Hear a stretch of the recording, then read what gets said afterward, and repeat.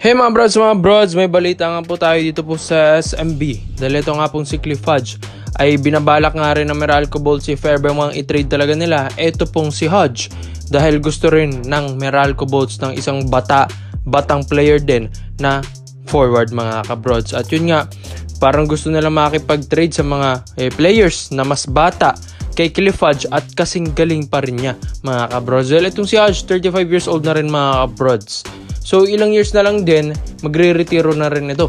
So gusto na nila na habang medyo mataas pa ang value po nito ni Cliff Hodge, ay yun nga, ay gagawin talaga nilang trade asset yun para nga makakuha sila ng batang player mga kabrod. So ito nga pong si Cliff Hodge, isa nga pong 6'4" forward at yun nga, gusto rin ng Meralco na mas malaki ang kanilang makuha dito. So bali, mangyayari dito mga brods ay 3-team trade ang mangyayari dahil ito pong SMB gusto rin ito pong si Cliff Hodge. Pero ito namang pong Meralco Bolts may kuponan na nakukursonadaan sila para ma-trade ito pong si Cliff Hodge mga kabrod. So ito pong si Hodge mga brods base rin sa kanyang career history and awards, hindi pa ito nagkakampiyon sa Meralco Bolts mga kabrod. So simulang na-trade na-pick ito pong si Cliff Hodge dito po sa PBA noong 2012 at first round ito ng 4th overall pick ay Meralco na talaga ang pinaglalaroan nito. Pero mga brods, ilang years na lang si Hodge na nasa Meralco pero hindi pa rin niya napapakampiyon ang Meralco Bolts. Kaya nga gusto rin ni Hodge na makipagsani puwersa sa ibang kupunan like SMB na possible talaga magkampiyon ito. So itong si Hodge, parang ala Abeba rin naman kasi maglaro ito mga brods. Talagang nakipagpalitan ito ng muka, nakipagbasagan ng muka mga brods. Maski imports nga naiinis rin dito, and maski si Calvin Abueva hirap din umiscore dito dahil sa sobrang ganda ng depensa ni Cliff Hodge. Yung depensa talagang binabayaran dito ng Meralco Bolts kay Cliff Hodge dahil napakaganda niyan mga brods. Defense wins championship, ika nga sa NBA, 'di ba mga kabrod? So ito pong si Hodge ay gusto rin naman nito kahit papano sa SMB dahil possible din magkampiyon ang SMB ngayon paparating na Commissioner's Cup dahil nga kay Junmar Fajardo and CJ Perez na naglalaro sa World Cup dati, and ngayong Asian Games na nakapag-gold sila, lumakas na yung dalawang players na yun.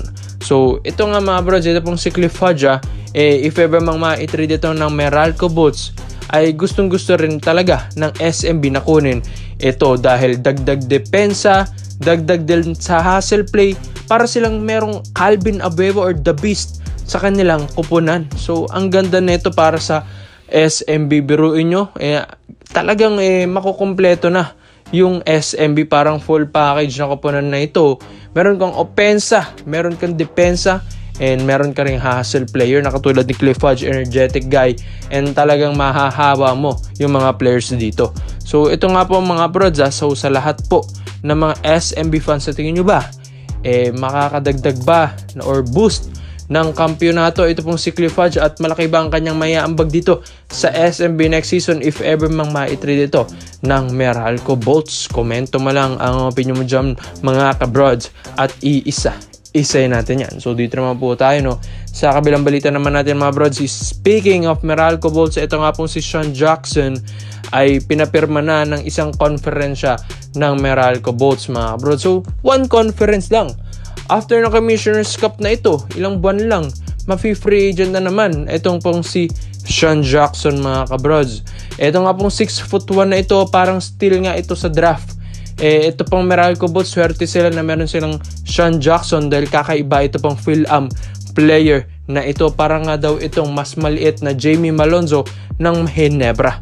So if ever man mga brods, ito pong si Sean Jackson after ng Commissioner's Cup, pwedeng kunin ito ng Barangay Ginebra San Miguel dahil minamata na ito ng Ginebra management dahil nakikita talaga nila si Jamie Malonzo sa laruan na ito. So 23 years old lang ito pong si Sean Jackson. Biruin yung mga brods, ang laki pa ng kanyang room for improvement, tapos ang bata pa niya mga brods, malaki-laki pa or matagal-tagal pa ang kanyang career dito sa PBA, at matagal-tagal pa rin itong pwedeng ma-improve ng Ginebra management. Ang laruan na ito, point guard mga brods, pero dito talaga tayo napabilib yung kanyang ability na tumalon talagang mataas mga bros, standing at 6'1", pero kayang-kayang dumakdak ng ala 6'5" or 6'6" pataas mga bros.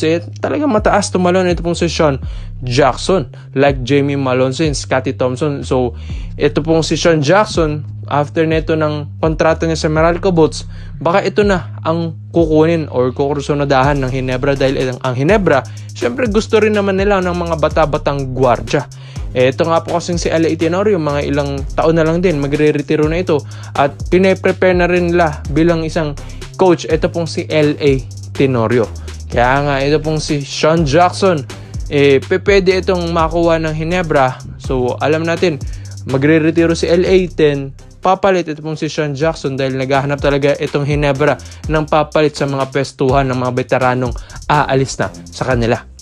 So, ito nga pong si Sean Jackson mga brods, malaki ang maitutulong talaga nito sa Ginebra. Hindi ko naman ito hina-hype, pero ito pong si Sean Jackson kasi ay makikita ko dito parang future superstar, or hindi namang superstar, future talagang key player ng Barangay Ginebra San Miguel ito.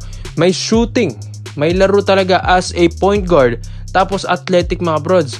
Para sa akin talaga parang pinaghalong Jamie Malonzo at Stanley Pringle bilang isang point guard at forward position mga brods. Kaya talaga niyang maglaro ng 1, 2, and 3 position dahil sa kanyang laruan mga kabrods. So iba yung talent and explosiveness ito pong player na ito, and talagang na-develop niya kanyang basketball fundamental skills.